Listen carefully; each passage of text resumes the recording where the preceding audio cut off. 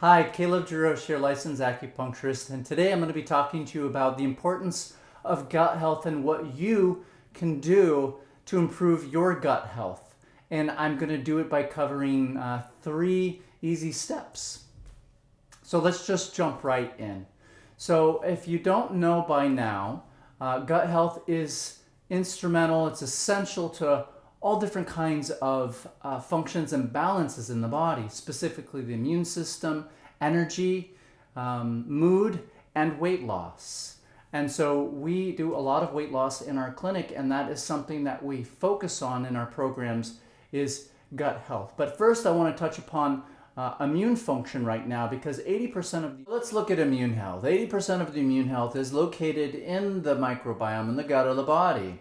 And that means that the more balanced your gut is, the healthier you are, the more balanced, the more energy that you have, the better your mood is, the stronger your immune system is going to be. So that's exciting, right? Because this is something that you can change immediately. You can change this today. You can certainly change it tomorrow. And I'm going to be going over the steps to be able to do that.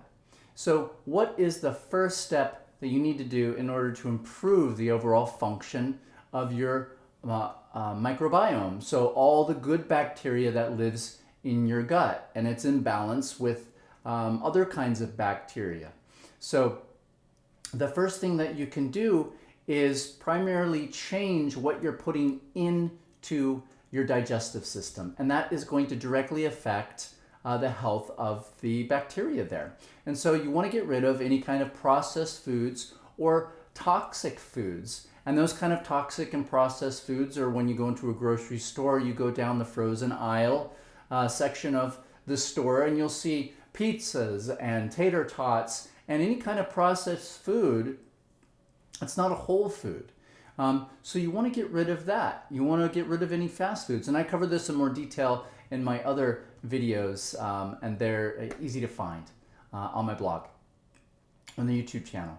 And so you can eliminate these foods and instead replace them with fresh vegetables, fresh fruits, and that's going to give you a lot more minerals, vitamins, more nutrients, because they're more nutrient dense foods. So really, what we're looking for, remember, is that we're looking for balance. Balance means that our gut's going to be healthy, the body's going to be healthy, and then what's going to happen is we're going to have better, more even moods, we're going to have more energy, it's going to be easier to lose weight, maintain that weight loss. The third thing that you want to do is, if you're taking any antacids, you want to get rid of those unless you really need them. For instance, if you have some kind of life-threatening condition like Barrett's esophagus or something like that.